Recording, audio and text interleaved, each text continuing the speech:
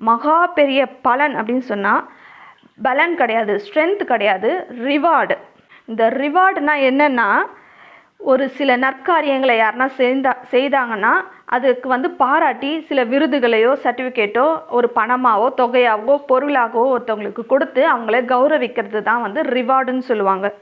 அதுபோல் தேவன் என்ன சொல்கிறாரு, ஆபிரகாம் அவனுடைய உத்தமத்தை காத்து கொண்டு கர்த்தருடைய வழிகளில் நடக்கும்போது கர்த்தர் அவனுக்கு மகா பெரிய பலனாய் இருப்பேன் என்று சொல்லுகிறார்.